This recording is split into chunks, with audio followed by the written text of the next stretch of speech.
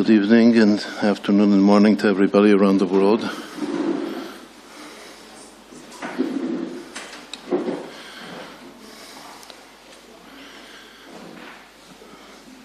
In previous classes we've devoted ourselves to discuss different central figures in the Bible, in the Tanakh.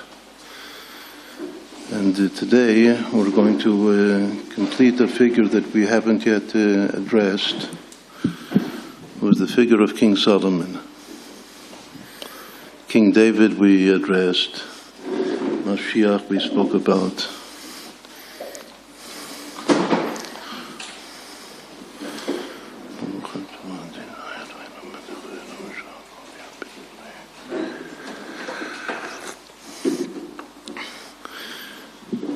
The reason that we've chosen today to speak about King Solomon is because exactly a week ago was the first yahrzeit of one of our dearest friends, Shlomo Schwartz, Alav Shalom. His full name is Shlomo Yitzchak. We'll maybe allude also to the second name Yitzchak, but the first name by which he was known is Shlomo. Shlomo is King Solomon. Shlomo has different forms. In Yiddish it's Zalman. So like the Alter Rebbe, the first Rebbe of Chabad, is also Shlomo.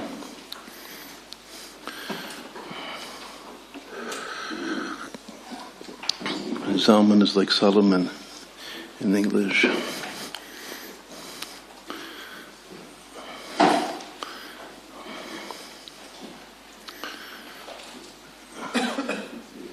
We all know of King Solomon as a great figure, a king, the king who built the first temple that stood for 410 years in Jerusalem.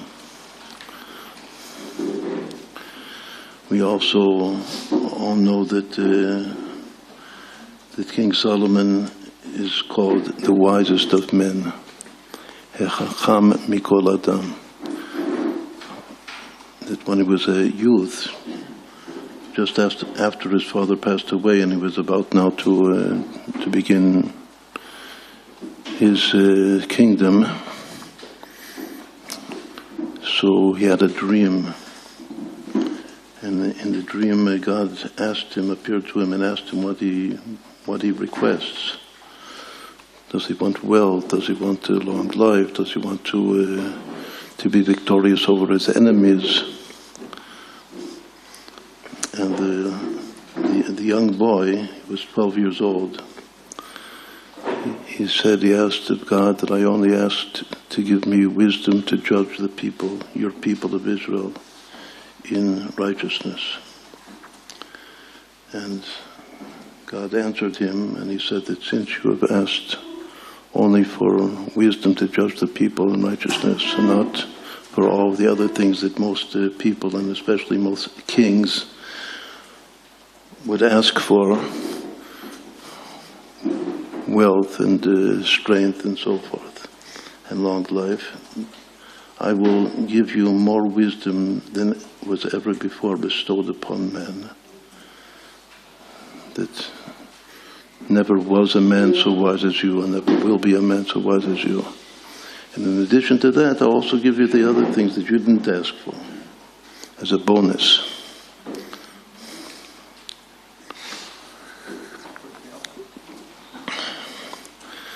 So we see that he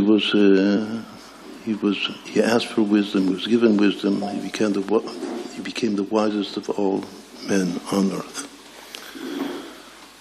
With all of these great attributes and achievements, especially the achievement of the greatest of all achievements, to build a home, a dwelling place for God in this world, for which reason God created the world, that he should have a dwelling place below.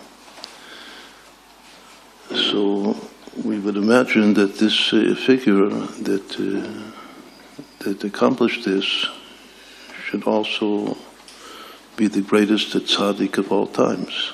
It should be like Mashiach. He really wanted to be Mashiach. He was a figure that tried very hard to be the Mashiach. but he was not successful in being the Mashiach. Not only was he not successful, but at the end of his regime, of his reign, the whole kingdom began to deteriorate, to the extent that after he passed away, the kingdom split into two.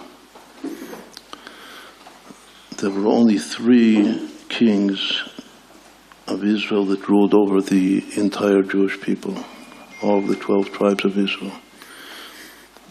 King Saul, Shaul, and then David, and then Solomon. All of the remainder of Jewish history of the Book of Kings and the Book of Chronicles records and tells us the unfortunate results of the end of Solomon's reign and what that brought about for the Jewish people and for Jewish history.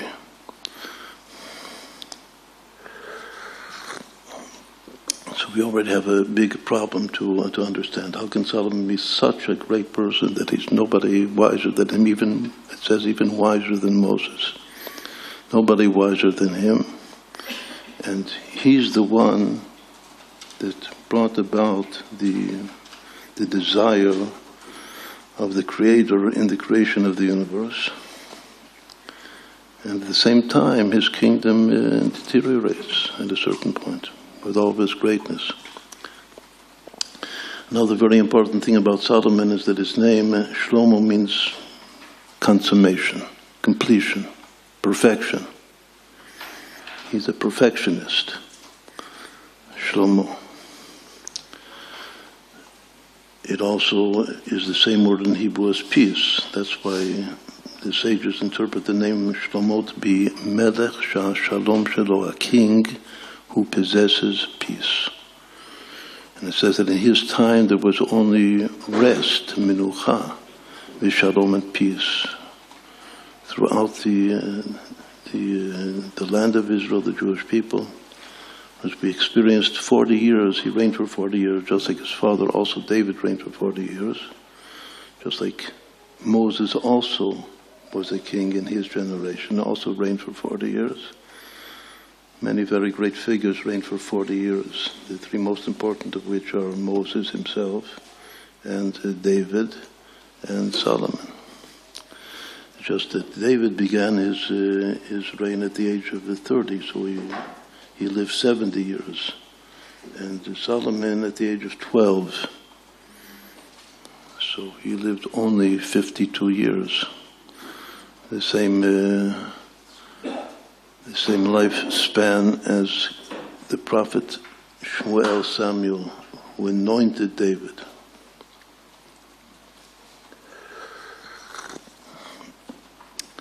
His son, Rechavam,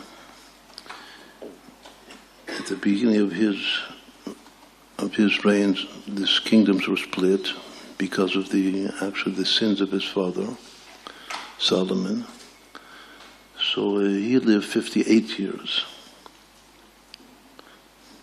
Meaning that the first 3 kings of the house of David, which are David and Solomon and Rechavam,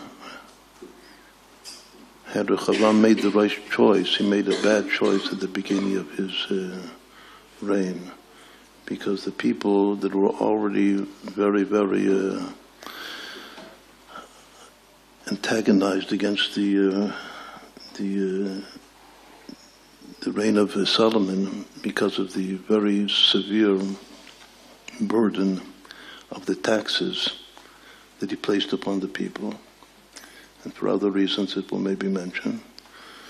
So they were about to rebel. There was already rebellion beginning. Nonetheless, had Rechavam at the very beginning caught and understood the situation properly and followed the advice of the elders who told him to lower the burden on the people, to put down the taxation,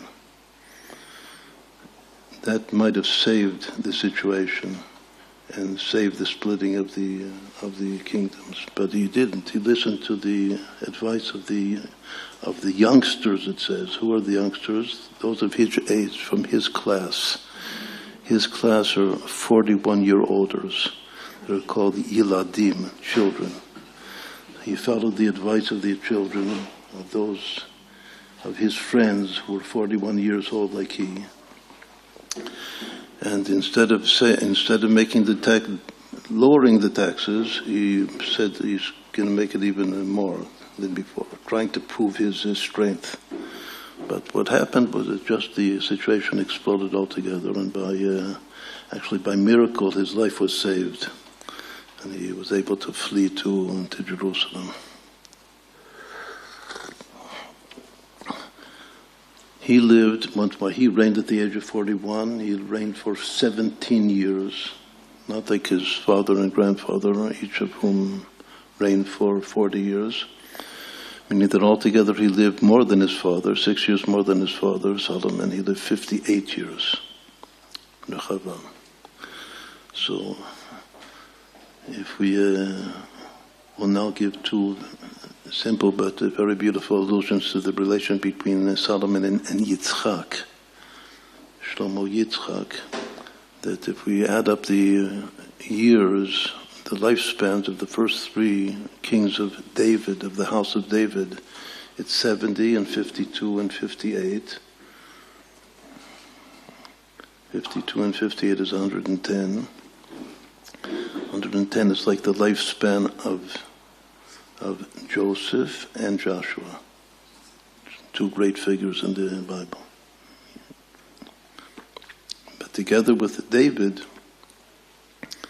but Joseph and David, or Joshua and David together, is 180, which is the greatest lifespan recorded for a Jewish soul in the Bible, which is Yitzchak Avinu, Isaac. Also, is a very beautiful gematria, the connotation of Solomon, which is Hechacham Mikol Adam, the wisest of all men.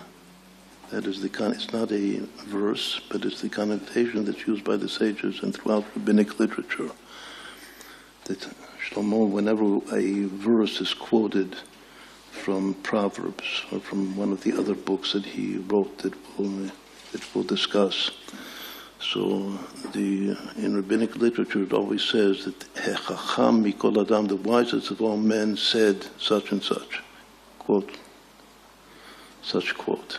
That phrase Hechacham Mikol Adam equals exactly 208, which is Yitzchak. It's a very clear allusion, a beautiful allusion to the relationship between Shlomo HaMelech and the second patriarch Yitzchak, who is the patriarch whose tendency is to the left. I mean, there's something political that we're going to explain about Shlomo, that in a certain sense he was a leftist, and maybe that was one of the reasons for the eventual deterioration of the kingdom.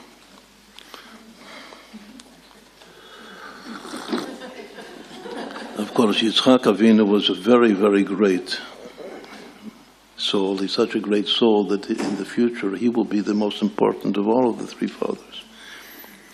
Why so? It says that it's related to left. It says that in the future, when Mashiach will come, the origin of the left will be revealed to be higher than the origin of the right. So actually, throughout Chassidut, it says that that's exactly what Solomon wanted to accomplish in his lifetime. To manifest the essence and the supremacy of the left over the right. But just as other great figures in the Bible, he did it prematurely. The time was not yet ripe for the revelation of the origin of the left, which is higher, infinitely higher than the right. What is the most important example of his desire to ascend in the left? It says that in his days there was so much wealth and prosperity in the country that silver was considered nothing. Nechshav limu'um. silver was nothing. Only gold had value.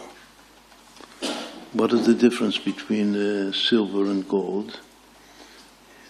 The difference in Kabbalah is exactly as we said. Silver is the right, silver is love, and gold is fear.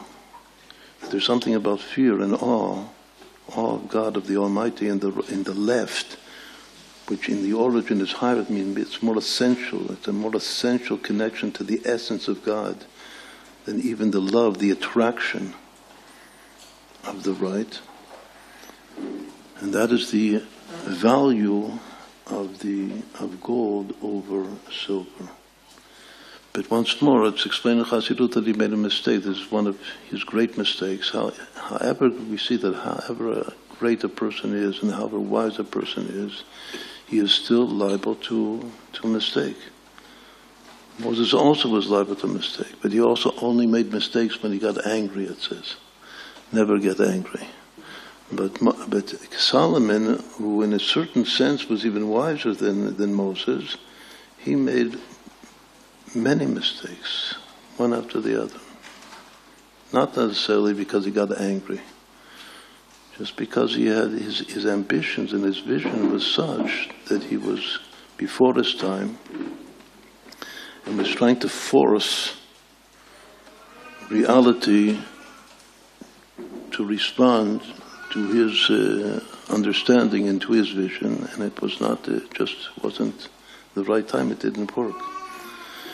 The most famous example, of course, which we all know, is that he married 1,000 wives, which is 100% forbidden according to the Torah for a king. The maximal amount of wives that a king is allowed to marry in the Torah is 18 wives. It says Mashiach will suffice with one. One is enough. But if you don't understand yet that one is enough, so don't go beyond 18. But he went way beyond 18. As we'll explain what that mistake was also.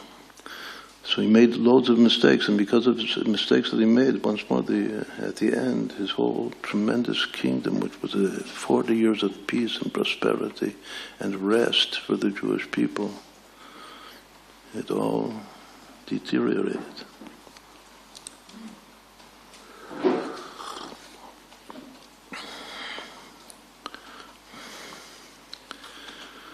So once more, the fact that he even despised silver and only wanted gold. Everything should be pure, 24 karat gold, no less than that.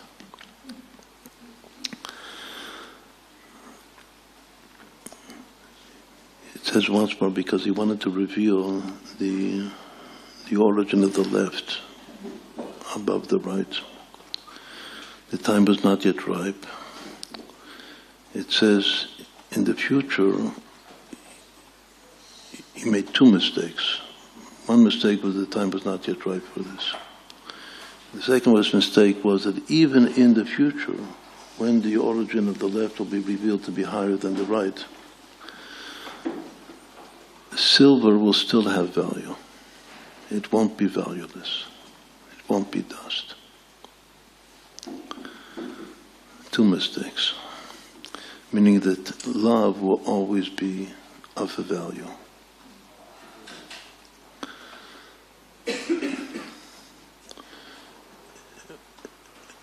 This is also a very enigmatic personality and character. On the one hand, he's a person that's full of love. He loves all of his 1,000 wives.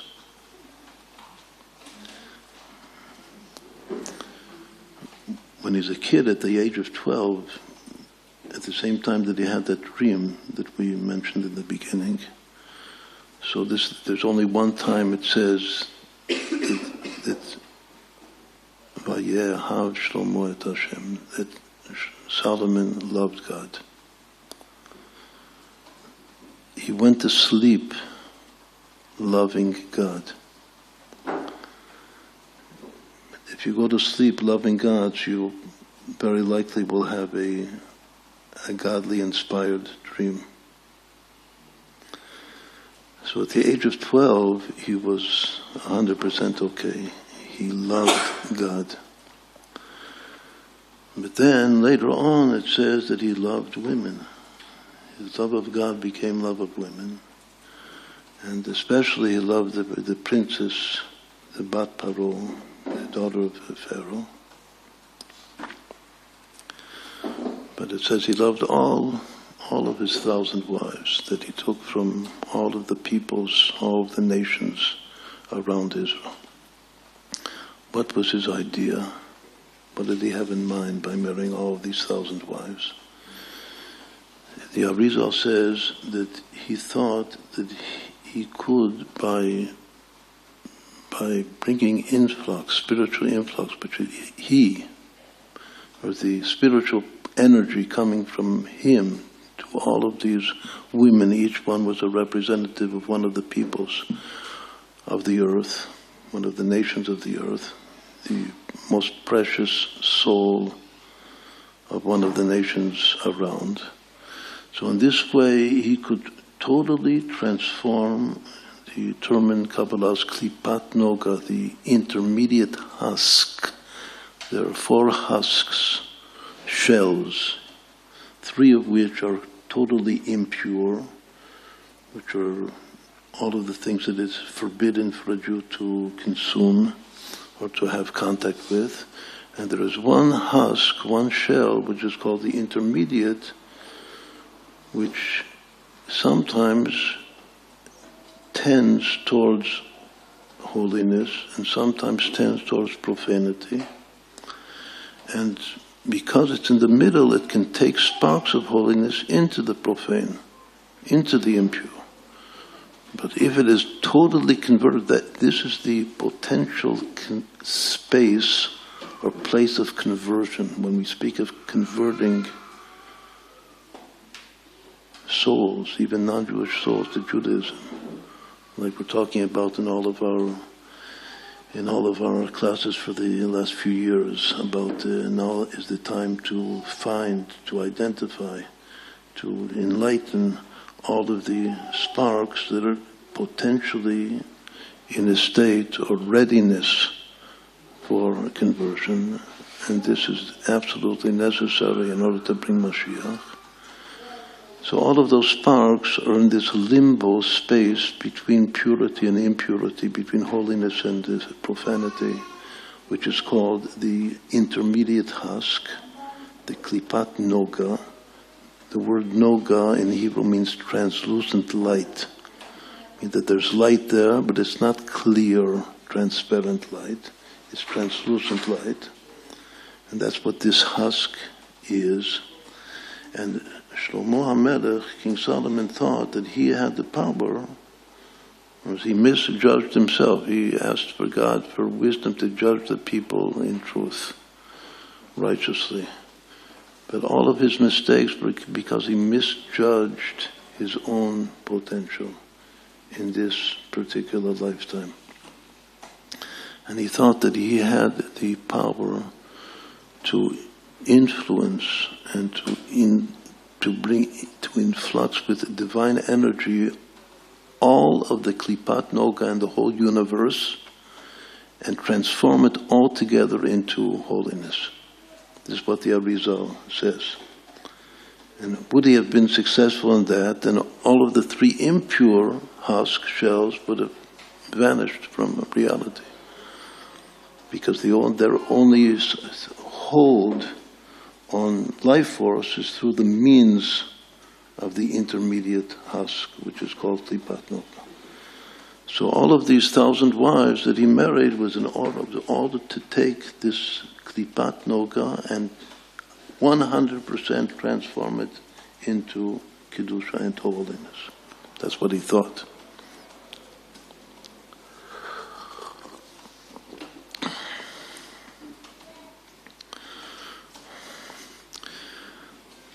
There's something very amazing in the Tanakh about Shlomo, that if he was married to 1,000 wives,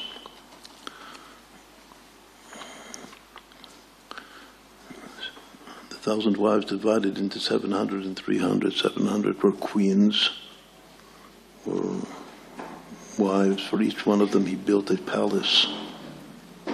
At the end of his days he also allowed them to build temples for their foreign worship of idolatry.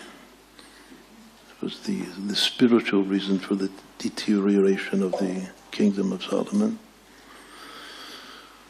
And 300 were concubines. 700 wives and 300 concubines. That's the division of the 1,000 wives of Solomon. I would expect if he had so many wives that he must have had tons of kids.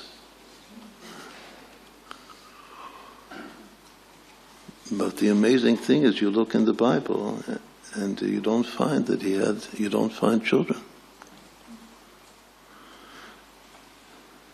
Only one boy, Rehoboam, the successor to the throne, Yoresh Etzer, was the son of the only righteous wife that he merited to marry. His name is Naamah Ammonit, also from a foreign country, a convert, but a righteous convert. Just like Ruth, there are two righteous converts from which Mashiach descends. One is Ruth, the great-grandmother of David, and the second is Naamah. Ruth is from Moab, the country of Moab, a convert. And the second is Naamah from the country of Ammon. The mother of Moab and the mother of Ammon are the two daughters of Lot, the nephew of Abraham. So each of these nations had a special soul in them. That is a soul, a messianic soul. As the Arizal also teaches us, that kingdom in general and Messiah in particular must derive from sparks of righteous converts. And the two greatest examples from which Mashiach in fact derives, are Ruth HaMoaviyah and Naamah Ammonit. So Naamah is the mother of Rehoboam. No other sons of King Solomon are mentioned in the Bible. What is less known is that while no other sons are mentioned at all, there are two daughters of Solomon that are explicitly mentioned and called by name in the Bible. In what context? It says that Solomon appointed for each month of the year a person from one of the tribes of Israel to be responsible for all of the construction and other taxation, physical taxation of the people. Just like today there's a miluim to go to the army, that you have to serve a certain amount of time in the army. So the first one that had such a institution in the Jewish people was Solomon, that every male had to serve a month a year in physical labor, whether it was to build the temple or for other things, that was all of the other construction and building that Solomon did in the country. And each month there was an individual that was in charge of all of the work and the labor of all of the people.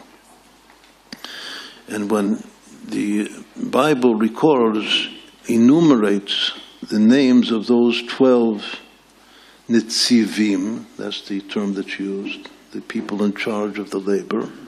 So two of which it says that they were married to two daughters of Solomon himself, that he gave his two daughters, who are mentioned by name, to two of these officers.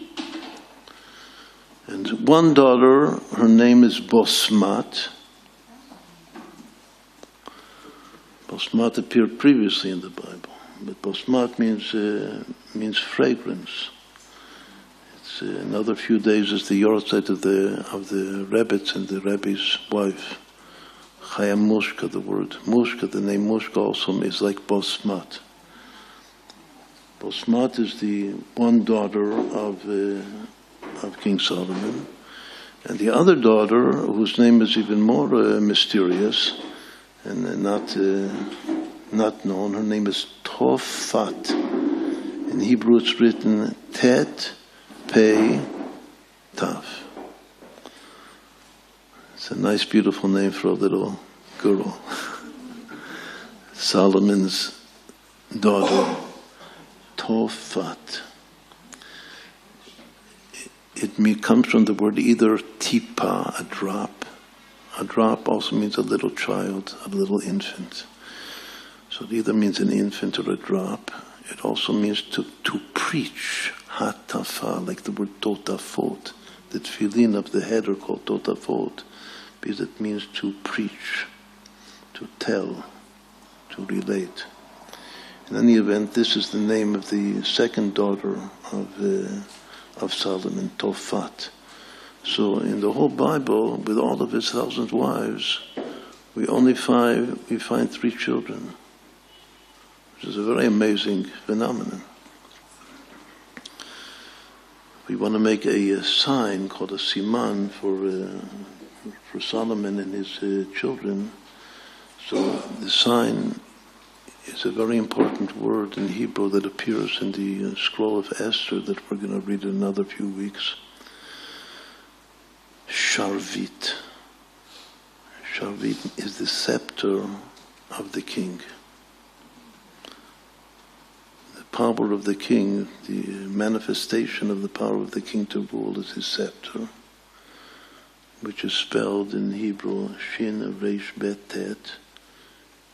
In Megillat Esther, in the book of Esther, the scroll of Esther, sometimes it's without a yud. That's the essence of the kernel spelling of the word, Shin Reish Bet Tet, or sometimes there's a yud between the bet and the tet.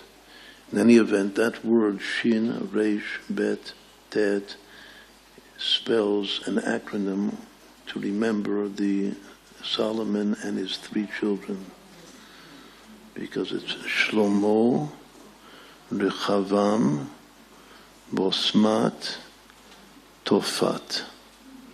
The initial letters spell the word Sharvit. The word Sharvit, if we calculate its gematria, it's 511, which is the exact value of Elef Nashim, 1,000 wives.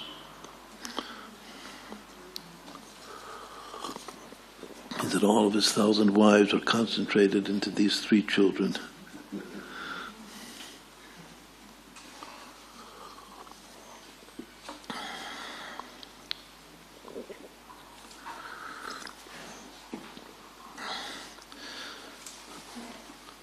We'll give credit that the 2 daughters must have been great tzadikot. The son was not such a great guy, Rechavam. The Torah says that he was one of the bad kings of Israel. He wasn't one of the good kings, Rechavam, as he worshipped idolatry from the beginning.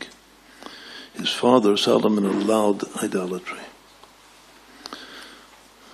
He allowed it to the extent that he even promoted it amongst his wives. He didn't worship himself. The Chazal make a very strong point, not to make the mistake that he himself worshipped idolatry, but he didn't prevent it.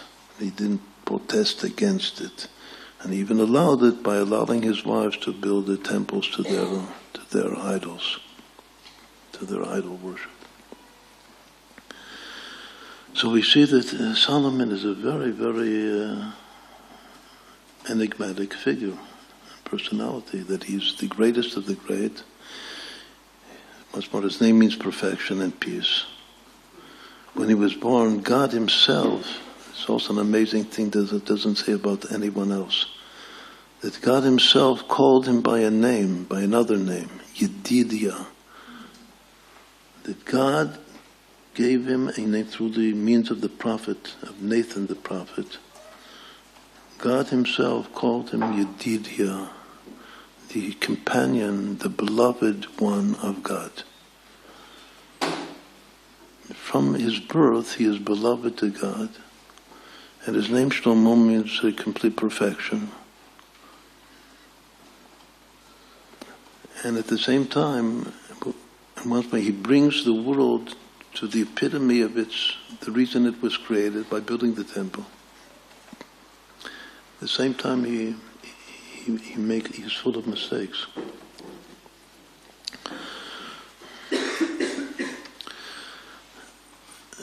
To understand this properly, so there's a very famous and actually one of the longest, maybe the longest Agadata stories that is told in the Talmud about King Solomon. With all of his wisdom, he reigned over the whole of nature, the whole of the world. And even at the height of his regime, of his kingdom, he even reigned over the higher world, it says. Not only over this world, over all the worlds. But then he began to descend. He descended 5 times. It says first when he was at his height. It's like a person is at the height of his career. When he was at his height, he was also at his spiritual height. At his height, he reigned over the higher worlds, together with this world. It means over all of the worlds. Then he descended, and he only reigned over the physical universe. Then he descended once more, and he only ruled over the land of Israel. Then he descended once more, and he only ruled, and he lost the whole country, and he only ruled over Jerusalem, the city of Jerusalem. Then he descended even once more, and he only ruled over his bed. But even his bed, he was afraid to go to sleep. We'll explain why. And he had to have 60 warriors, soldiers, surround his bed from fear of demons that will attack him at night, at sleep. But that's not enough. He even descended once more, and at the end he ruled over his cane, and no more. According to there are 2 opinions at the very, very end, either his cane or his shirt. Rav Shmuel, one says that at the end he just ruled over his cane, and the other said that at the end he just ruled over his shirt. Then the same 2 great sages, Rav Shmuel, have another machloket, controversy.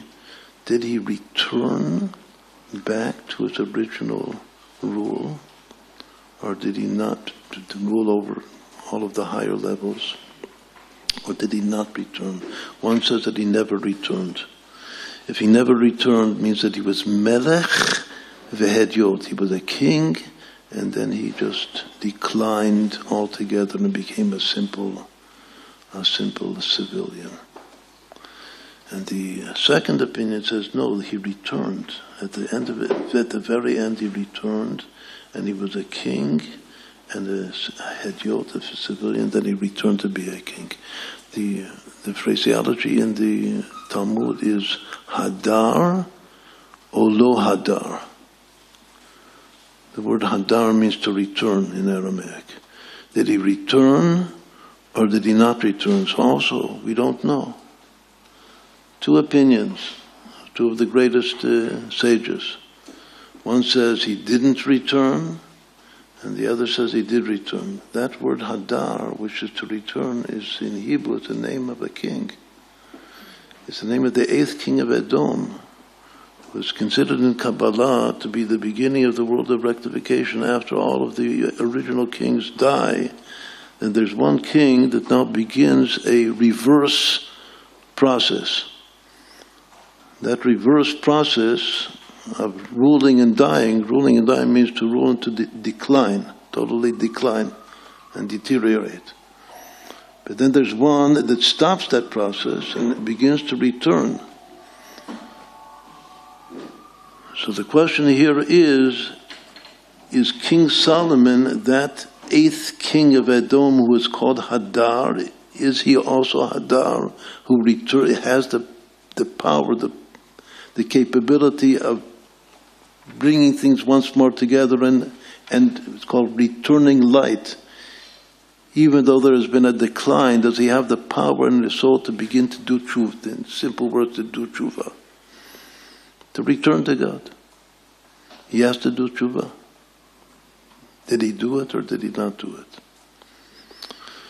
That's called Hadar. That's the question in the Gemara and the Talmud. Hadar or lo Hadar? Did he return or not return?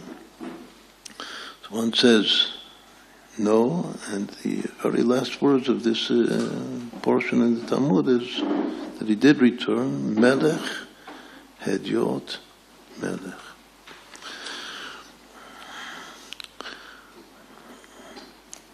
Since we said this, all of these declines, let's give it a Kabbalistic model to understand.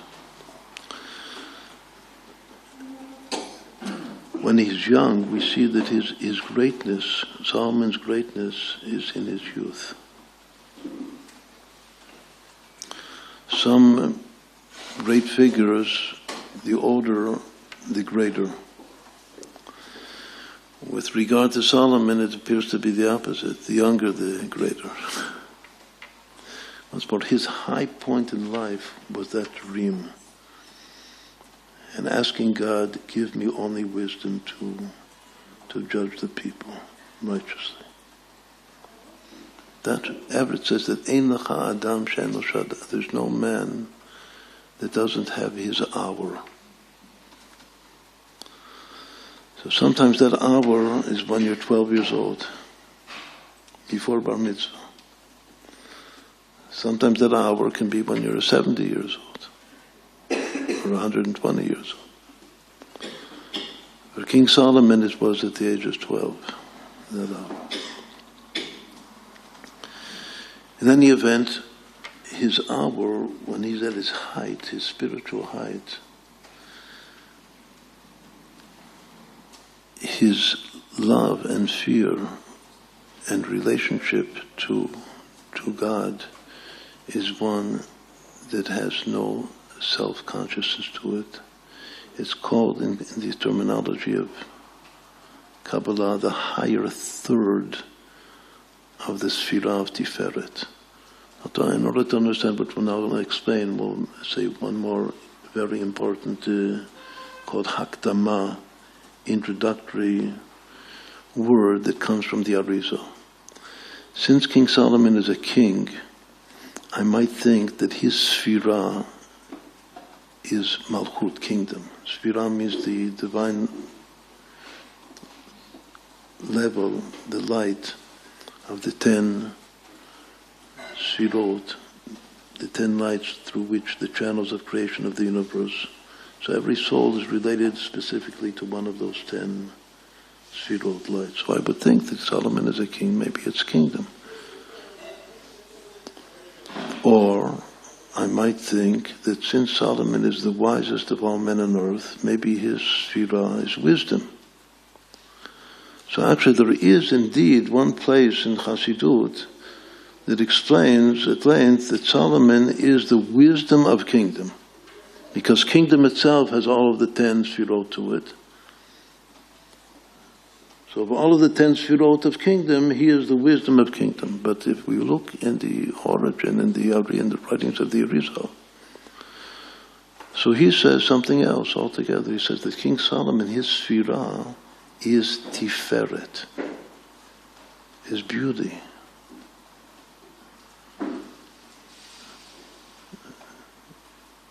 emanation of the Sphira of kingdom begins from the beauty of the king. When in Kabbalah, when you speak of the king and kingdom, the king is actually Tiferet, and kingdom is Malchut, and it's a union, a zivug between the king and the kingdom. Solomon, once more, the temple is the most beautiful architectural work on earth in history. The fact that he loved women means that he loved beauty. The Arizal says very clearly that Solomon is and the very fact that his name means perfection or completion is also an attribute of Tiferet, because Tiferet is an all-inclusive emotion. It's an emotion. The word means beauty. It's one of the synonyms in Hebrew for beauty. But it's an all-inclusive beauty. Everything, all of the details, all of the different hues and colors of the rainbow of beauty is all incorporated, all included within Tiferet. That's King Solomon. That's what the Arizal says, that he's beautiful.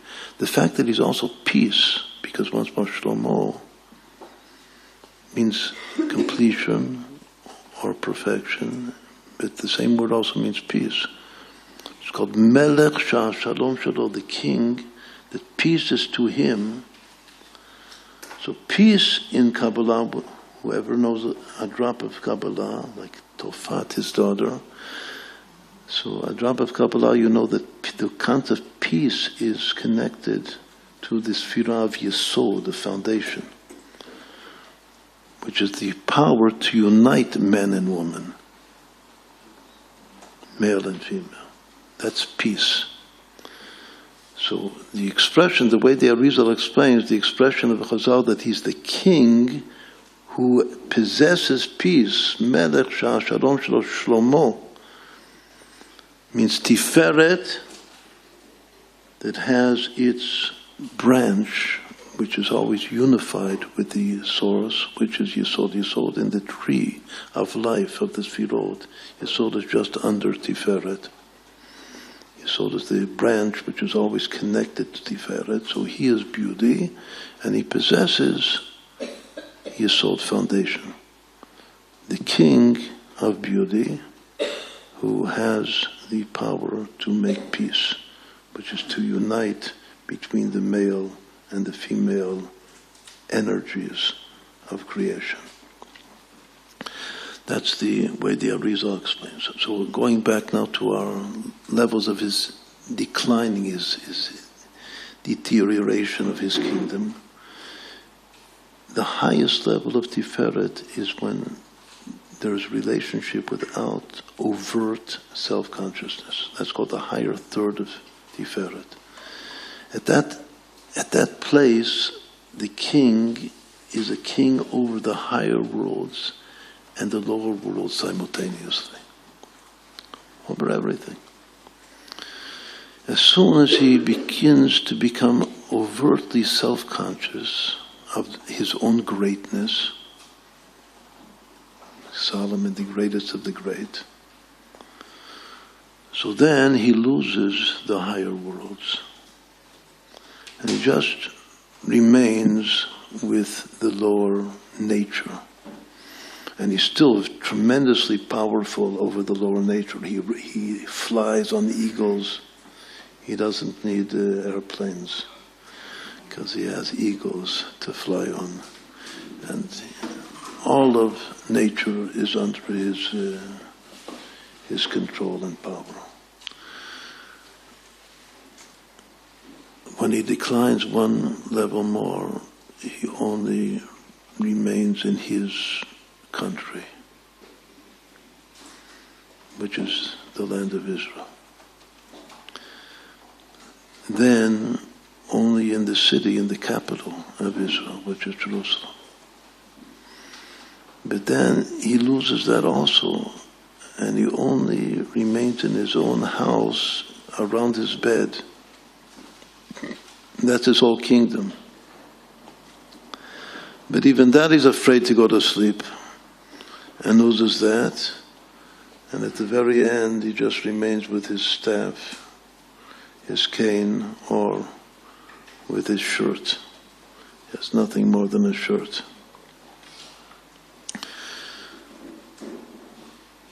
From the higher third of Tiferet, which is ruling over the higher worlds because of no overt self-consciousness, to ruling over the whole world is still Tiferet, but it's just the lower realm, or the lower two-thirds of Tiferet is terminology from Kabbalah. Then Israel versus Jerusalem in Kabbalah is Netzach versus Hod. Victor, and these are the names, I'm now saying the names of the Sfirot that follow. Ruling just over the country of Israel is Netzach. It's called the Sfirah of victory. And ruling over just over the city of Jerusalem, this is an explicit saying of Chazal that HaHod, the Yerushalayim, the Hod, the next Sfirah, which is called acknowledgement or thanksgiving, is the city of Jerusalem. And then just ruling over your bed and still being afraid to go to sleep, that's Yesod, because once more Yesod is the level of union between man and woman, which is the bed. And then even losing that and just ruling over your staff or over your shirt, that's the lowest level of the descent of Malchut. At that level, there's a possibility of Or Choser, of returning light. So that's exactly the question that the sages pose.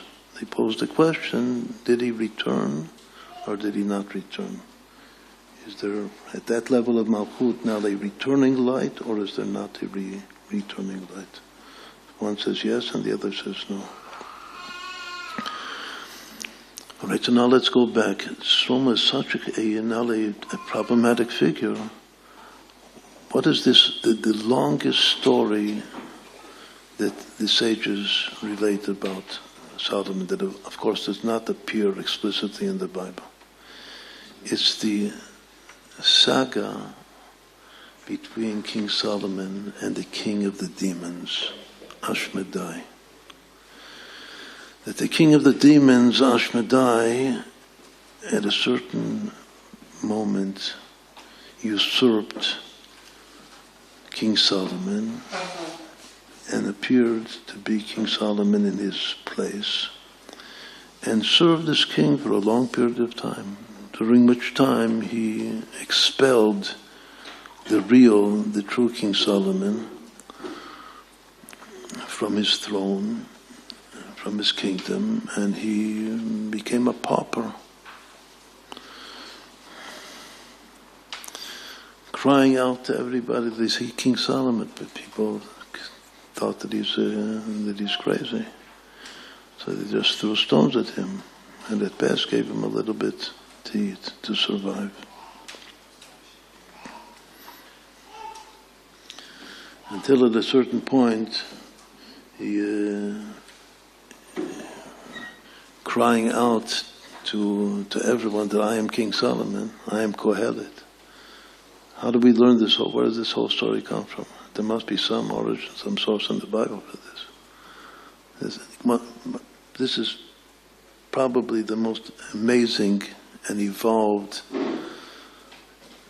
story, Agadata, maybe about any Bible in the whole Bible.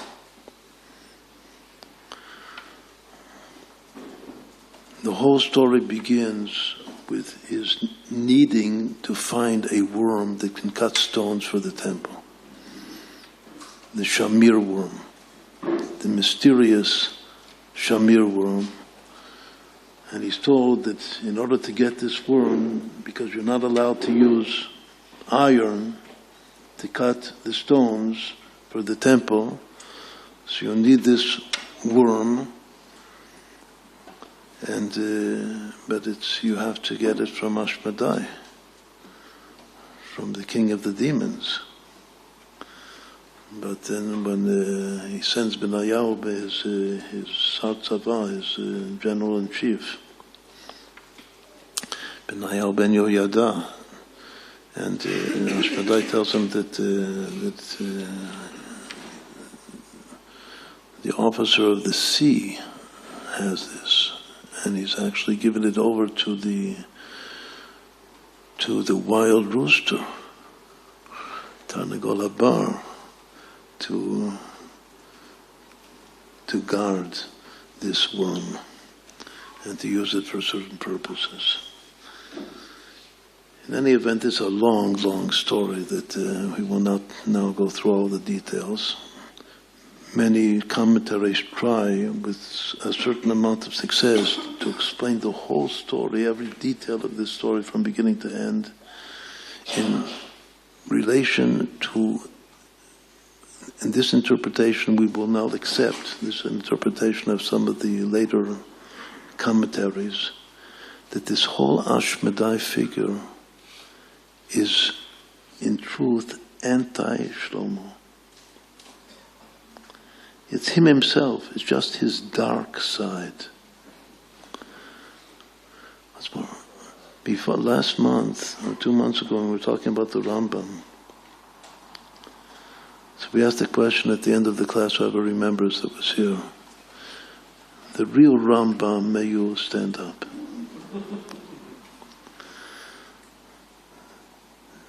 Where does that idea originate? That there's a figure that we don't know who it is. Are you the real one? Or maybe even much more extreme, but infinitely more extreme than vis-a-vis the Rambam.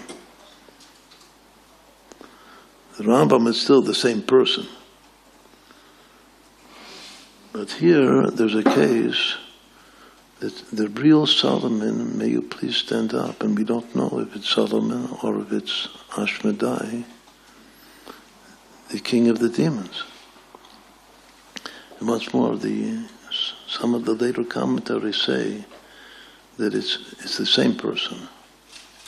It's just that he has two sides. He has two extreme sides to his personality, to his character.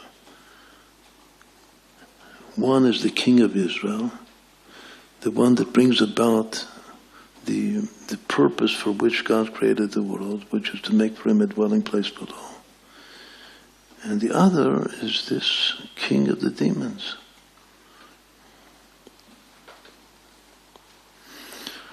At the very end of the story, once more, Solomon is now being thrown stones at because he says that I'm Solomon. Ani Kohelet Haiti Melech b'Yerushalayim.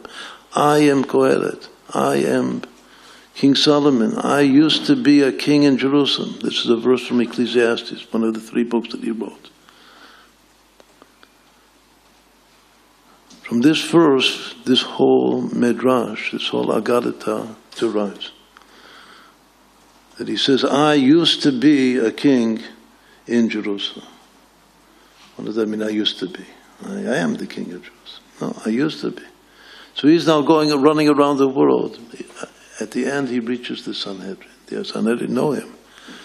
But Ashmedai, when he took over the kingdom from him, because of his flaws, so once more, he now appears to be Solomon, and he made Solomon look like somebody else.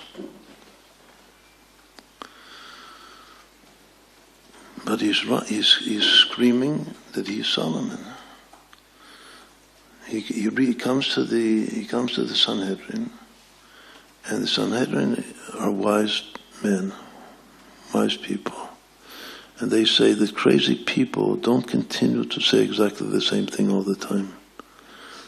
They don't have their logic is not in tune. And this crazy person is always saying this. He's very logical in what he's saying. He's always saying the same thing.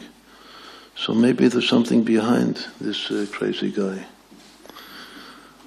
So how can we test it? Maybe Solomon is sitting on his throne. How can we test to see if he's crazy or not? So let's ask his officer in chief, of the army, Benayahu, as Solomon, and he's a great tzaddik.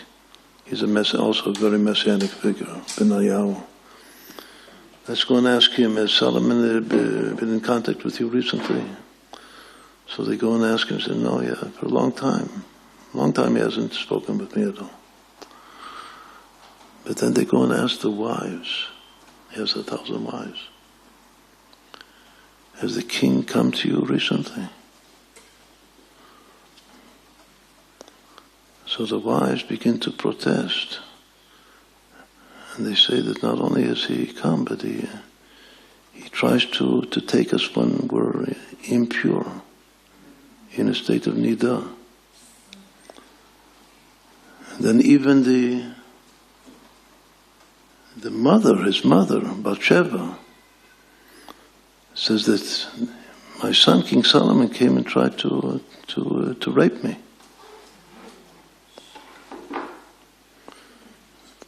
So that already lit a light in the eyes of the Sanhedrin. So they gave this crazy Solomon an amulet, a seal. A very important part of this story is the seal of Solomon.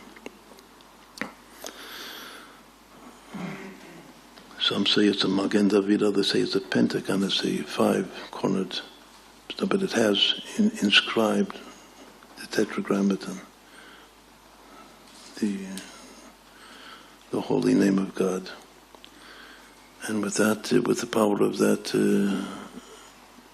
that seal, he went into the palace, and he was able to subdue Ashmedai and return to the throne. In any event, it's a real long story with loads of details and the most picturesque Tiferet is beauty, the most picturesque story maybe in the whole Talmud.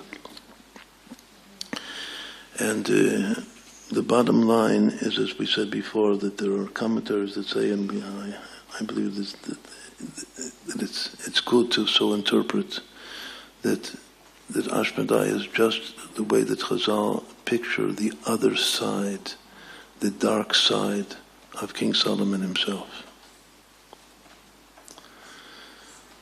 The verse in the Song of Songs reads, Ha'elef lecha Shlomo. The 1,000 are to you. It either refers to his 1,000 wives, or Ha'elef can be read 5,000, which is 1,005. It says explicitly in the Tanakh that he wrote 1,005 songs, all of which are included in the Song of Songs. This is a verse in the Song of Songs. But that very same word, elef, which is the 1,000 to use, ha'elef lecha Shlomo, this phrase, ha'elef lecha Shlomo, is also a very beautiful gematria. It equals Israel, 541.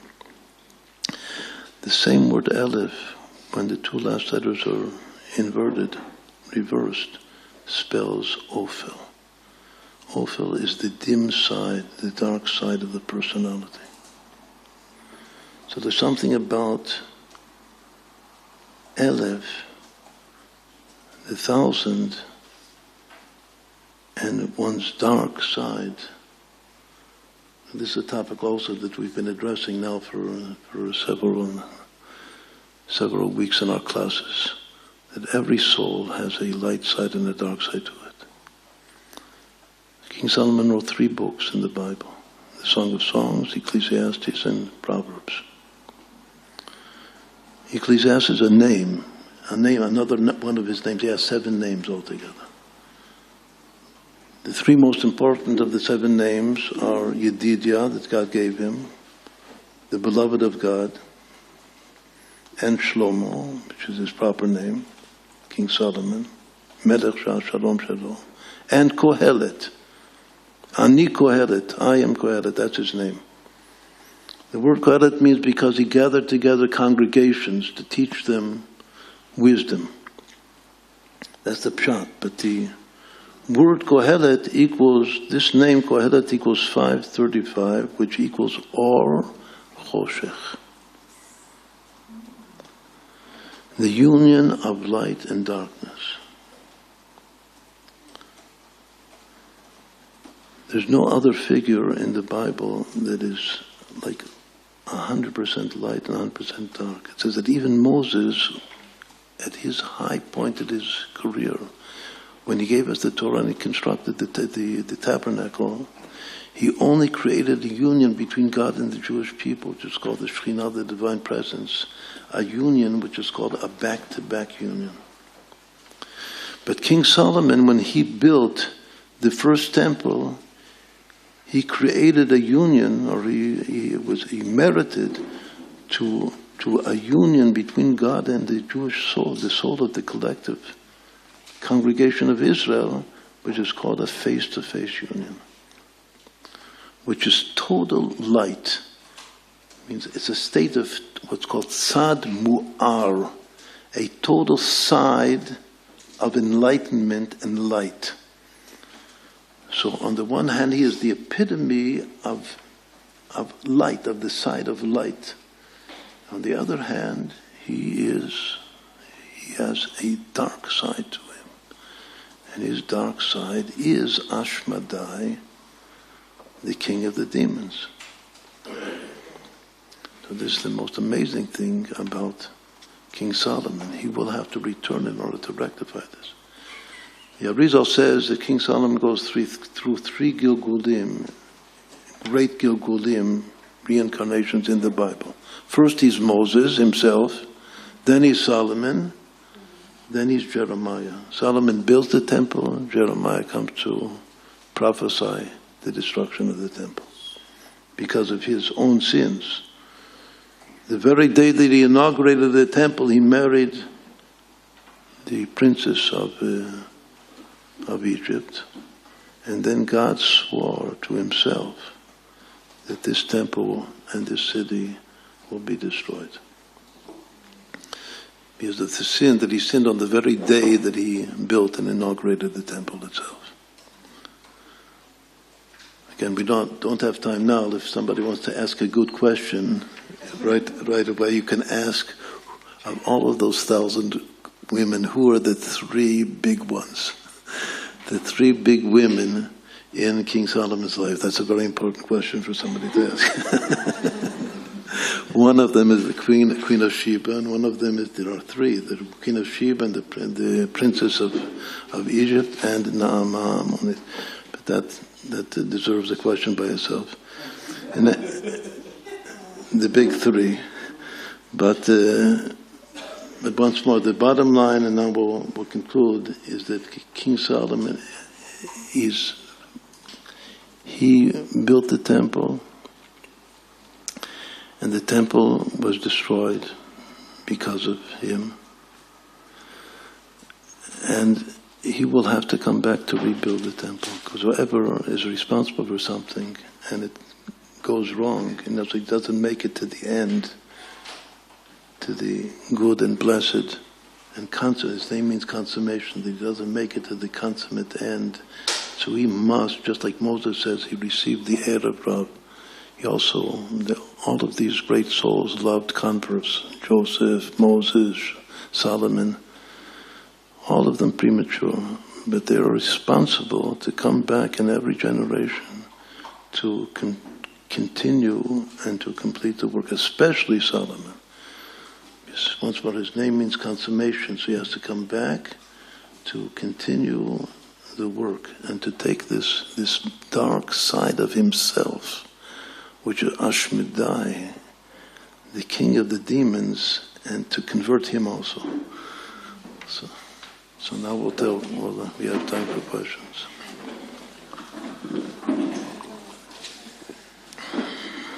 Hey, before we take questions, if people came in late or tuned in late, the reason that Rav Ginsburg chose to speak about Shlomo Melech is in honor of the first yahrzeit of Shlomo Yitzchak ben Moshe, and his wife Olivia is here, and we're so happy that she's here with us. And you should have an Aliyah to Neshama. Amen. The next class, in case people don't wait till the end, is Sunday, March 4th, the 17th of Adar, also here. And this is the book of the month on Purim. It's on the back table over here, or it can be ordered online. So I have a question that you probably didn't anticipate. Okay.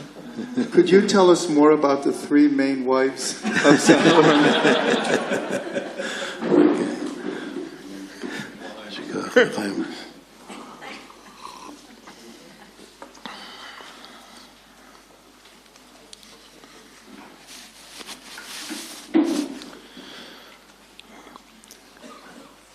As we said before, King Solomon wrote 3 books of the Bible,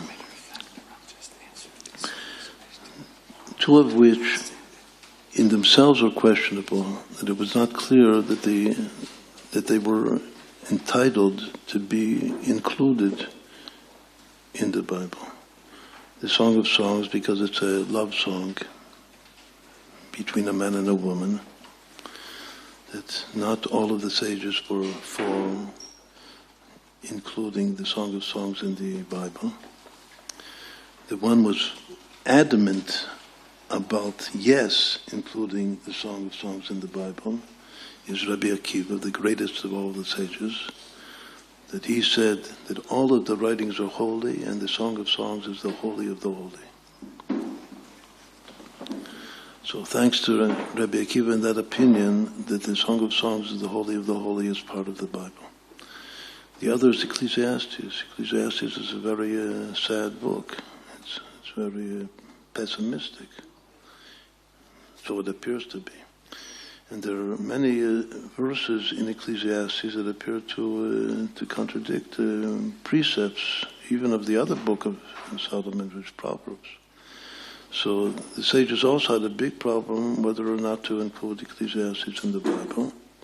But after all of those problematic verses were interpreted properly, so the final decision, as we know, is that yes, to incorporate Ecclesiastes in the Bible. The Arizal says that these 3 books of King Solomon, which were later edited by King Chizkiyahu, as it says explicitly towards the end of the book of Proverbs, correspond to the 3 patriarchs. Means that he wrote these 3 books with the inspiration of the 3 patriarchs. 3 patriarchs are the three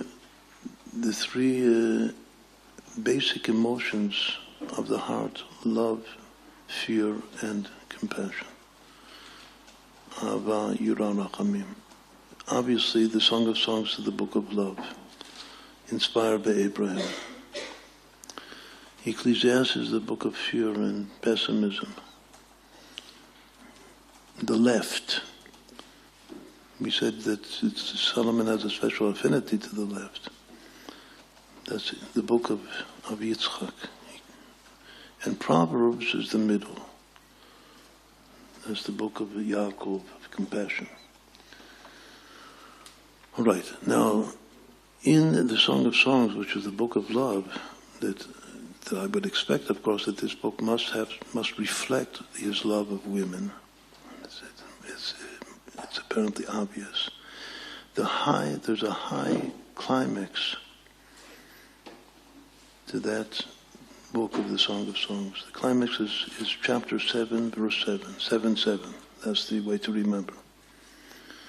The verse reads, "Ma yafitu ma na'amta ahava b'ta'anukim." How beautiful and how pleasant are you, love, in delights. One of the songs that we sing on Shabbos, one of the Zmiros of Shabbos, begins with this verse. It's based upon this verse. In many different congregations in Israel, the Song of Songs is recited every week before Shabbos. The holiday upon which we read the Song of Songs several times is Pesach, the holiday of of the spring, the holiday of love.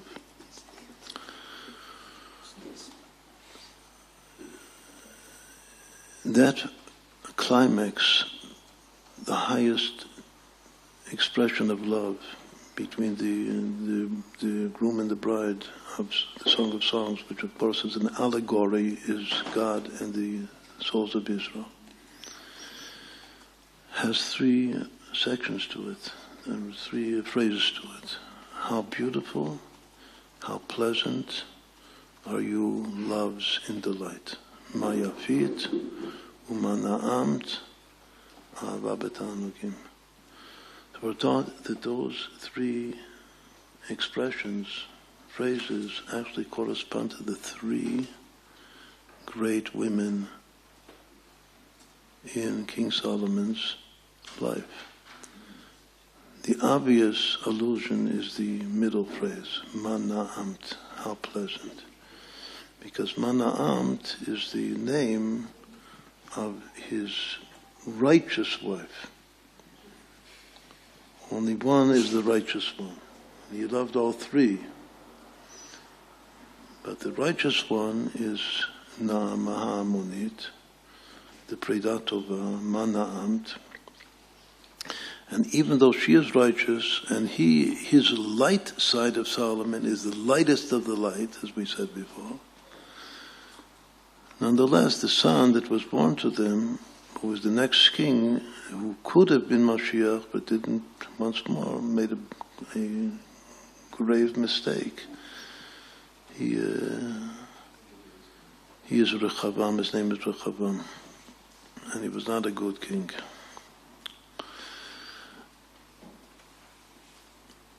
Who are the other two women? There's one woman who's how beautiful are you, and there's another woman who is love of delights. Hava b'ta'anugim. The princess, the queen, the first princess that he married, which stands out by herself, the daughter of Pharaoh. First of all, we see that his marriages were in order to sanctify the intermediate husk, as we said before, Klipat Noga. But at a simple level, they were all political marriages in order to create bonds, peace bonds between the countries, and the most important of which was the first one with Egypt. It was a bond because no daughter of the Pharaoh was ever allowed, according to Egyptian custom, to intermarry, to outmarry. This was a great exception, that Pharaoh himself permitted his daughter to marry King Solomon. So it was definitely a political marriage. Who knows of a holy political marriage? This now we're going to allude to what's coming up in another 2 days that we mentioned before. That in another 2 days is the yortzeit of the Rebbitzin. The Rebbe, when he married his cousin, their cousins, but nonetheless he said that that today is the day that I became possessed of the Hasidim. I became yours. I belong now to you. Meaning that the marriage had implications far beyond extending the simple love of a groom marrying a bride. So we can call it had political implications.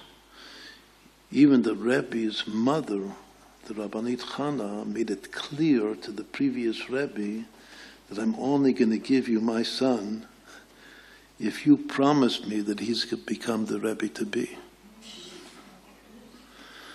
So from her point of view, it was a total political marriage. But we see that this is in sanctity. I mean, it's not a forbidden thing.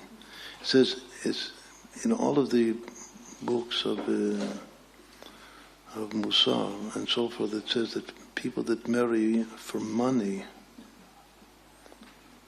is bad. It's not good for children. If you marry for money. But to marry in order to be shayach, to belong to a community, and to be able to be a leader of a community, so that is not marrying for money. That's marrying for a good reason. You have to marry out of love, but this is once more a bonus, an extra bonus, which is positive. In the case of Solomon, it was negative. Who is this person, this daughter of Pharaoh that he married? So the Arizal says also an amazing thing. First of all, does she have a proper name? She's just called in the Tanakh, in the Bible, she's just referred to as Bat Paro, the daughter of Paro, the princess. The question is, does she possess a proper name? So in the sages, she does possess a proper name. Her name is Batya. But Batya we recognize, we know Batya from some previous appearance. Batya is also the name in Chronicles, which is also the daughter of Pharaoh, that saved the life of Moses, and afterwards brought him up in the palace of Pharaoh. Teaches us, the Arizal, an amazing thing, that figure, Batya, the original Batya, Bat Paro, that brought up Moses, and she has a chamber in heaven, all of the righteous women. There are different chambers of righteous women. One of the chambers of righteous women in heaven is her chamber of Batya Bat Paro. Just like every figure that has we'll call a light side and a dark side, so she also has a light side and a dark side, Batya Bat Paro, and her dark side, according to the Rizal, her bad element reincarnates as this daughter of Pharaoh, who Solomon married, who possesses the identical name. Once more, both of them are Batya, and they're the same person. It's just that the original Batya, who saves and brings up Moses, is the good side of this soul, and this Batya, who Solomon marries and sins with the very same day that he builds and inaugurates the temple, is the bad side of the same person. And she worships still her idols, and Solomon doesn't protest, allows her. And that's the beginning of his decline. Who was the third woman? The third woman also doesn't have a proper name in the Bible, but she's just called Malkat Shva, the Queen of Sheba. The Queen of Sheba heard, there's also a long story of how she heard. But to make the story short, she heard of the greatness and the tremendous supernatural wisdom and power of Solomon. And because of that, she was attracted to come to, she herself was very, very wise. And she was very tremendously wealthy. And she came herself to Jerusalem in order to test him with riddles. And he obviously he succeeded in solving all of her questions and riddles that she asked. And she was so astounded. She said, everything that I was told was not even a half of the greatness and the wisdom that I see, that I witness here with my own eyes and hear with my own ears here, that I see, and how the temple is arranged, how your servants are arranged, how the tables are arranged, how you eat every day. Everything is amazing, amazing secrets and wisdom. One of the things it says in the Chazal teaches at the beginning, when he built the whole 7 years that he built it, he reigned Solomon at the age of 12. That's when we said that was his hour, the dream. Then 4 years later, at the age of 16, he began to build the temple. And it took him 7 years. He completed the temple at the age of 23. It says there that he offered all kinds of sacrifices, and they had tremendous celebration. It only says that they ate. It doesn't say that they drank. The sages teach us that the whole 7 years, or from the time that he was 12 until the age of 23, when he completed the construction of the temple, he didn't drink. And he didn't drink wine, didn't drink any alcohol at all. But afterwards, when the Queen of Sheba appears, then there's a verse that says that she was astounded by everything that took place in his palace, including all of the food and all of the drink, meaning that he already was drinking at that time. That everybody was drinking at that time. This is an example, a part of the descent of King Solomon. From abstaining from alcohol until the conclusion of the construction of the first temple, until becoming alcoholic or drinking. In any event, she was so astounded by everything that it says that she asked King Solomon to give her all of the desire of her heart. And it says that he gave her all of the desire of her. What does that mean? It doesn't say explicitly in the Bible what that means. But the sages teach us that that means that she asked him to have a child with him. And he agreed. And once more, this child is not mentioned explicitly in the Bible, but it's alluded to in this verse, that he gave her all of the desire of her heart. And they spent one night together, it says. And the child that was born was either he himself or his descendant was Nebuchadnezzar, the Babylonian emperor that destroyed Solomon's temple. So on the one hand, he himself had to reincarnate as Jeremiah to prophesy the destruction, and then his own son had to come and destroy it. And as we said before, it means that he's going to have to come back to rebuild it. So these are the three. Now, what does that have to do with this verse? We'll go back to the verse. We'll now make another gematria, the Naama. We have Naama, who is Manant. And we have Batya, her name is Batya. It's Mayafit. And then we have Malkat Shva, with Zahava B'Tanugim. If we now make a simple gematria of Shlomo, Batya, Naama, Malkat Shva, so amazingly, the gematria equals exactly Mayafit Umanaamt Ahava B'Tanugim.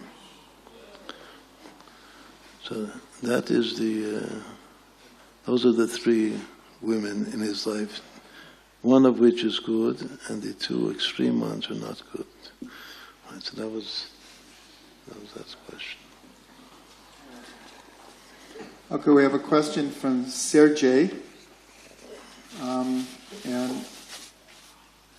I'm going to try to clarify that he wants to know. When Shlomo married the 1,000 wives, he's asking, was this when Ashmedai was on the throne? Or was this before that whole incident?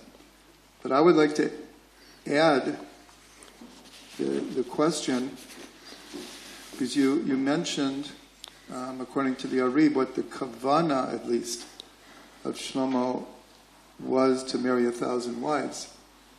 But now that the rest of the shiur gave us the insight into the light and the dark side of Shlomo, even with the kavana of the light, was it the figure of the dark that was marrying the 1,000 wives?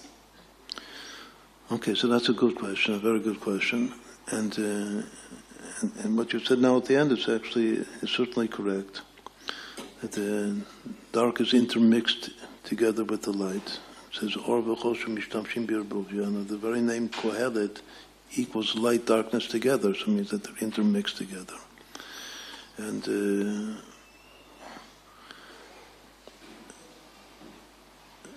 how do we know that first of all, to answer the first part of the question, clearly he married them all when he was still Shlomo. That's before Ashmedai.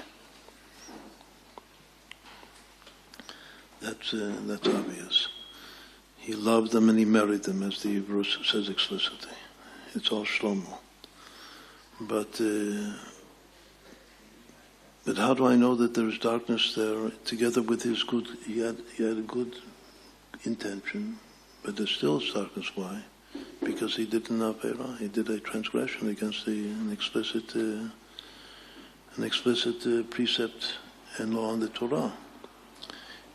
In fact, not only did he transgress one law, which is the law not to have lo yarben nashim, not to have too many wives, but he transgressed 3 laws, 3 mitzvot simultaneously. Because the same verses there in what's called the portion of the king, of what is permissible and what is forbidden for a king, there are 3 things that he's not allowed to increase, to have too many of. One is horses from Egypt. Horses then at that time came from Egypt. And the other is wealth, is kesef and zahav. And the third is wives. And it says that all 3 of these, he said that I know better than the Torah, because the Torah said that the wives will take his heart away from God. He says, I will marry many wives and they will not take my heart away. But he was wrong. He made a mistake. Once more, he missed, with all of his wisdom, he didn't have the wisdom to judge himself. He evaluated himself.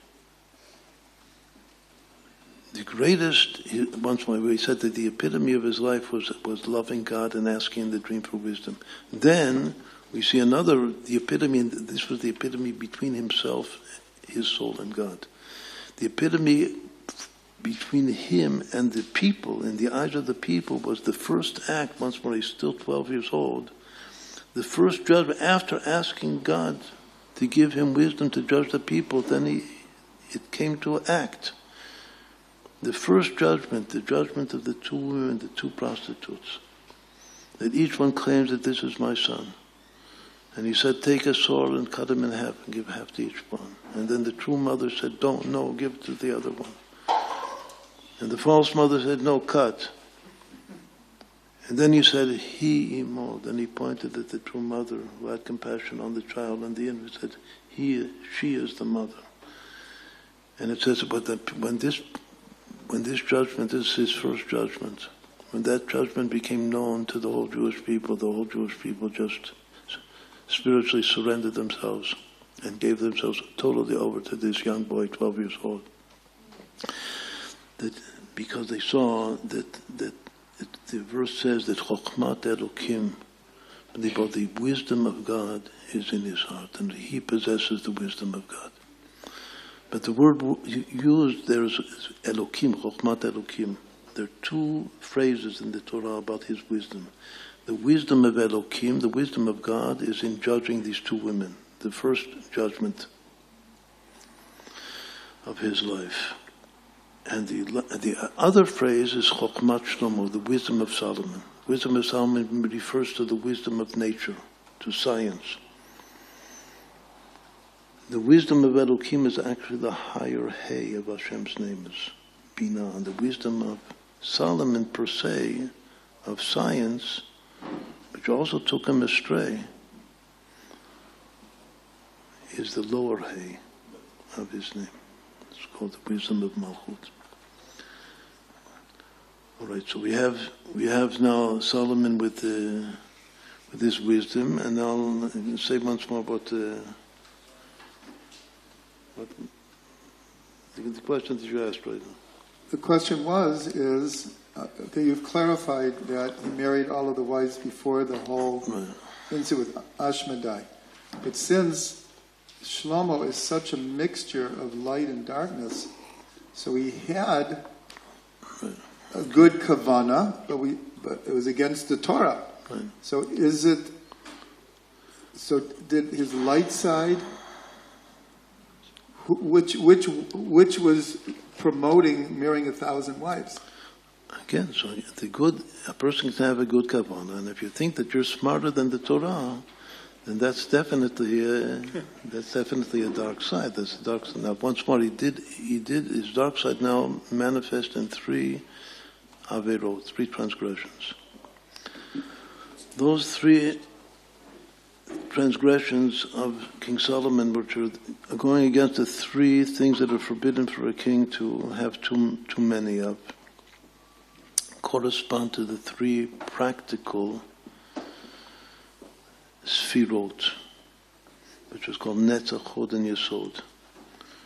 To explain this, we'll make one more point. Everything about Solomon is triplet.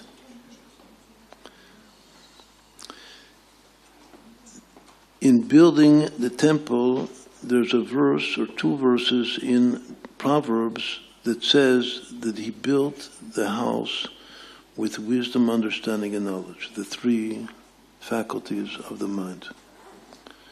B'chokhmah yibaneh bayit, with wisdom the house will be constructed.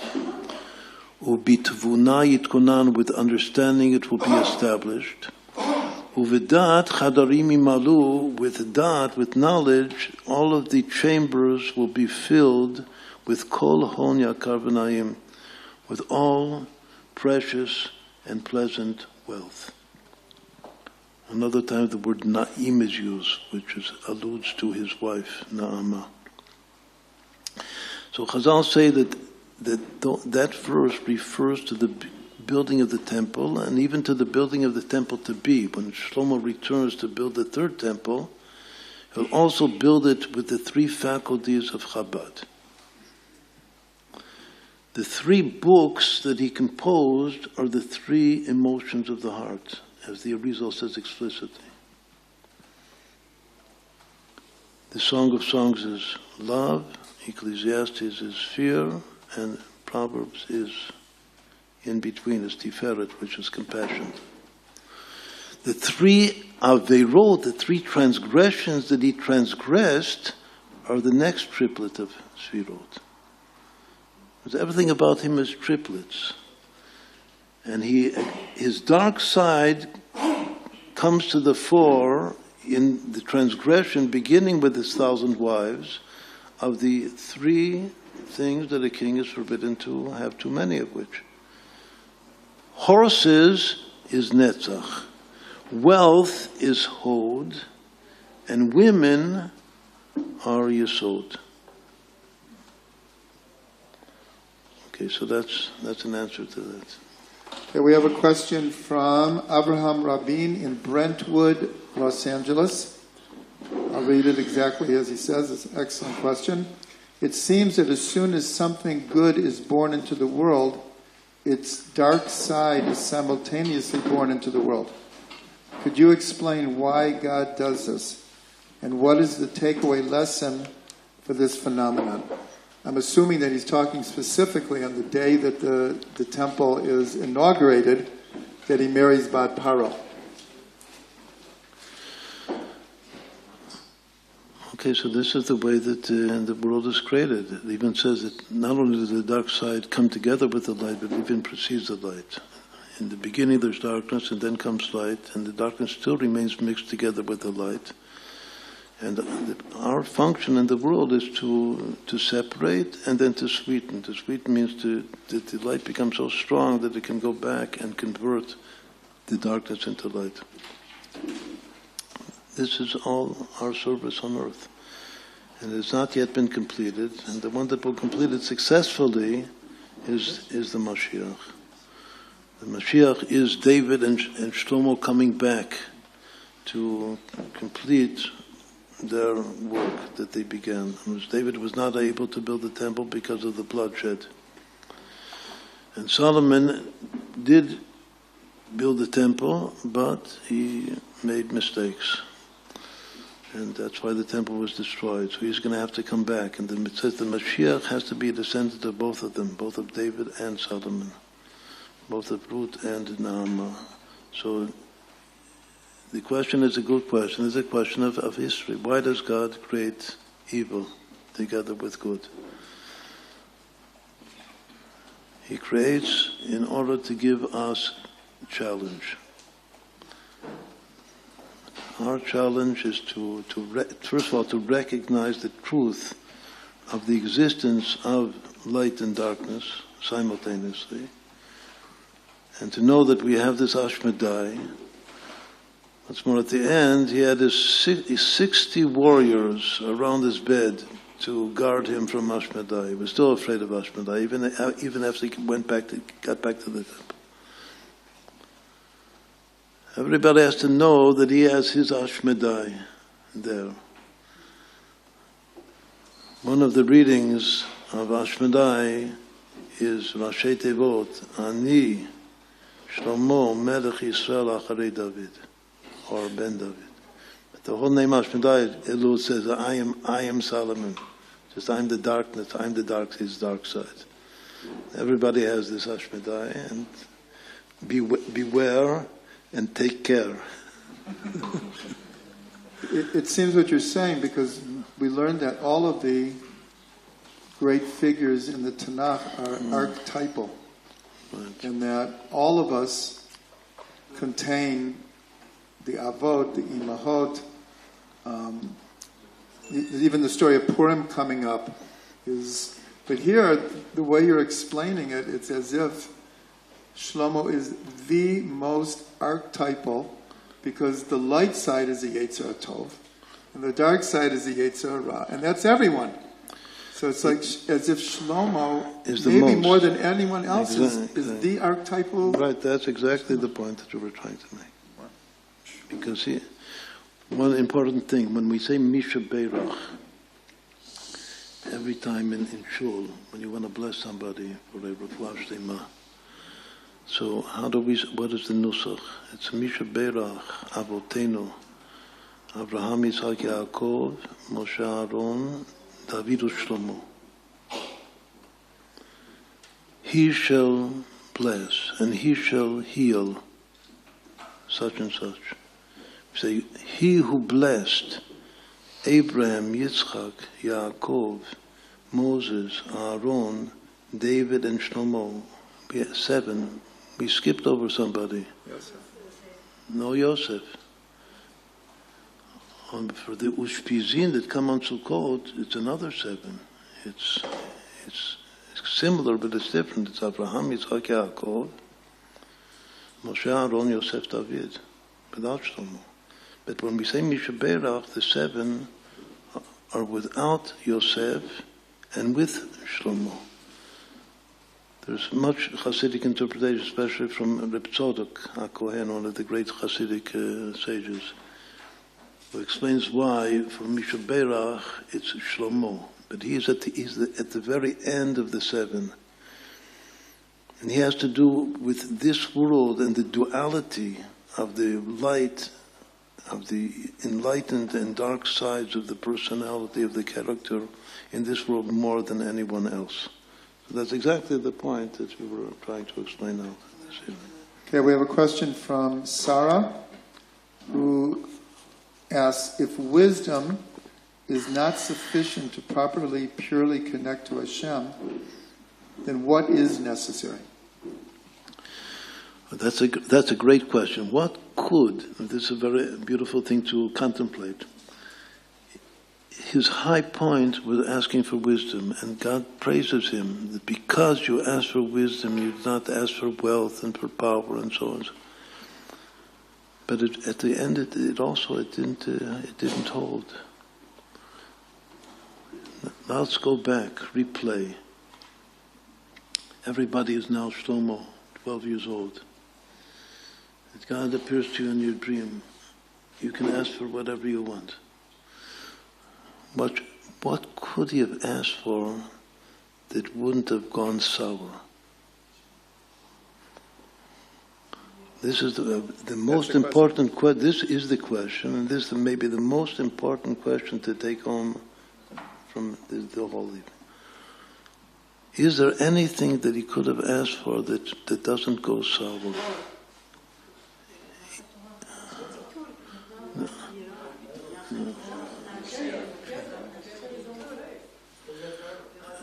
The simplest thing he should have asked simply for Yirat Shamayim. To keep just this is another whole topic that we didn't discuss, the last will and testimony that King David told his son at the age of 12 before he passed away. He said, "Da'at Elokei avicha v'yavdeh," know the God of your father and serve him with a perfect heart. From his name, Shlomo means perfect. David now is saying his last words to his young son Solomon. What did the father of Baal Shem Tov say his last words to his son, the Baal Shem Tov, at a much earlier age, when he was just 3? He said, don't be afraid of anything in the world, just of Hashem, Yirat Shamayim. Love every Jew from the depth of your heart.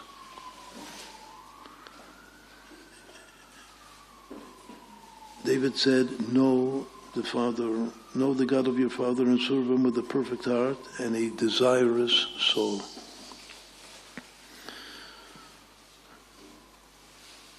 He already heard these words. This is before the dream.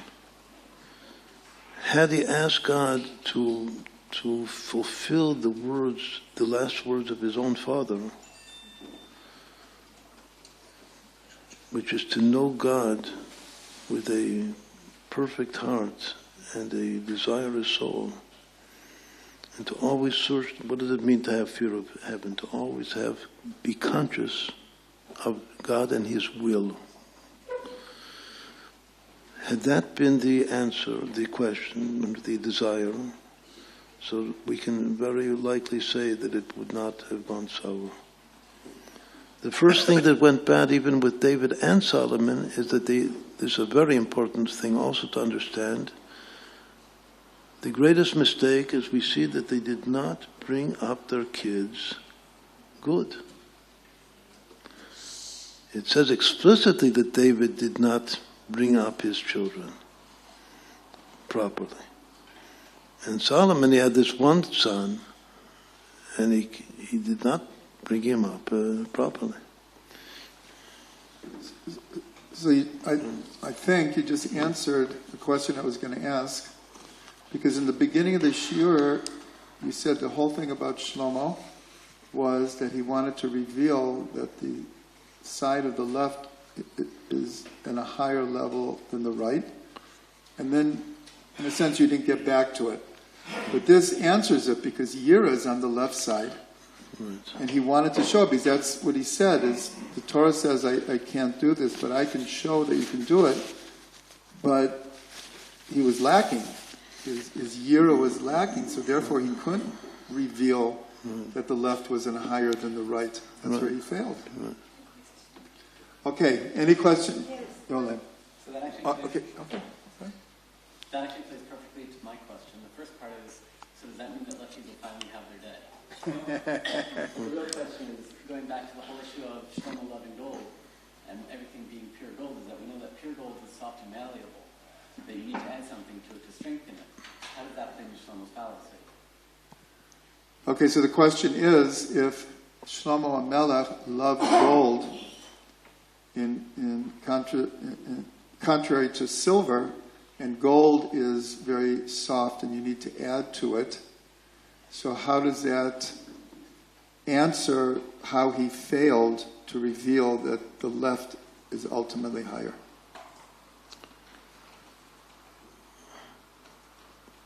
Because the first thing is that he undermined it. The fact that he loved gold, there's nothing wrong with gold. Gold is great. Gold is, what it says is that the mistake was his negation of the silver, not the fact that he loved the gold. He undermined the value of the silver. And there are two interpretations, one of which we said in the class, that he thought that in the future only gold will be of importance and silver will be worthless, and that's not the case. There's another way that is explained also in Chassidut, a related way. It says that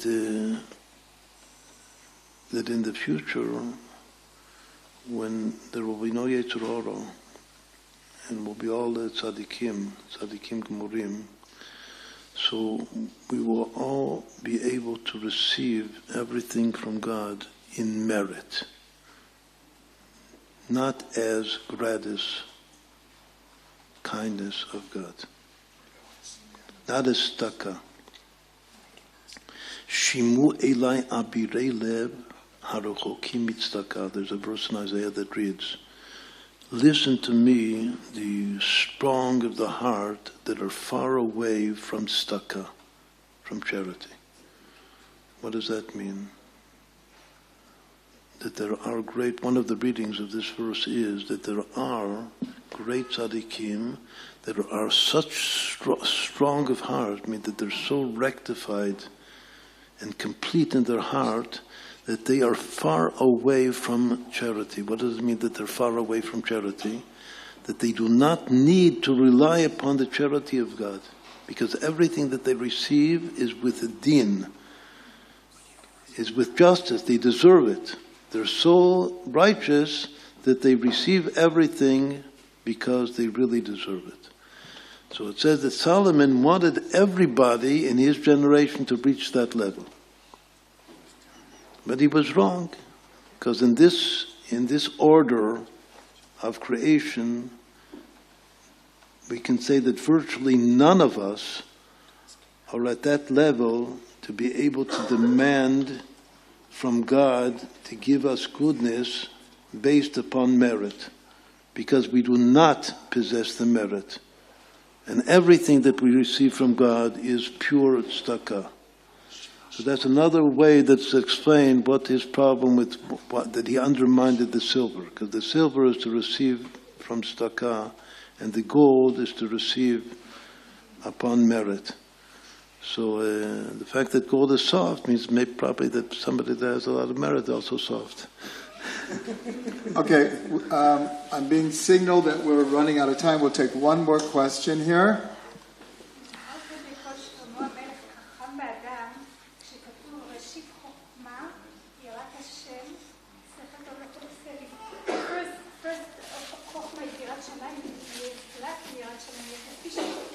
How can we put the reputation of the wiser of men? I'm not sure I got that. She says that he didn't, Reshit Chochmah Yirat Hashem. Oh, okay. So, based on the pasuk, Reshit Chochmah Yirat Hashem, the beginning of wisdom is the fear of God. And here we're saying that Shlomo is the wisest of all people, but he was lacking in Yirat Shamayim. So, how did that work? Okay, that's a good question. The answer is, it's also explicit in Chassidut, that Reshit Chochmah Yirat Hashem, the beginning of wisdom, means the origin, the first point or the innermost point of wisdom is in truth fear and bitul. And that was lacking. Sometimes you can have all of the periphery of wisdom and lack the innermost point of wisdom. Even though when we say that, when the Chazal and from the verse, it says in the Bible that Shlomo was wiser than all men, even than Moses, but there's a verse that reads in Ecclesiastes, I said that I will be wise, and it's far away from me. What does that refer to? It says it refers to the secret of the red heifer. But Moses did know it. So even though Shlomo was wiser than Moses, but there were certain things that only Moses knew, that Shlomo didn't know. Why? Because when it says that Shlomo was wiser than Moses, it means the periphery of wisdom, the external level of wisdom, but the innermost point of wisdom, Moses had it, and he didn't have so much of the outer wisdom. There's outer, like the outer wisdom, which includes all the wisdom of science and nature, that Solomon had more than Moses. But the innermost point, which is a point of total bitul, of selflessness and connection to Hashem, which is the Reshit Chokhmah, the beginning of wisdom, that Shlomo didn't have. So the completion, which is the challenge of our generation, is to bring the inner point of wisdom of Moses together with the outer wisdom, which is like the wisdom of nature, Chokhmah Shlomo, to bring the wisdoms together. We could even say that Shlomo understood this, but like many of us, we understand things, but we don't necessarily, as he said, Sof Devara Kol Nishma. At the end of everything, he knew it was Yirat Hashem. But to actually put that into practice is a different story. Like that, in the book of Ecclesiastes, which ends with that verse, that is the reason that the Arizal says that Ecclesiastes corresponds to Yira. Because with all of its pessimism, the end is Shir Hashem. Okay, thank you everyone for coming. Thank you everyone for tuning in. We're very sorry. Many, many good questions were sent. It's just very hard to get to all of them. Don't give up. Keep sending your questions. Keep tuning in. And thanks to Rav Ginsburg for another enlightening shiur.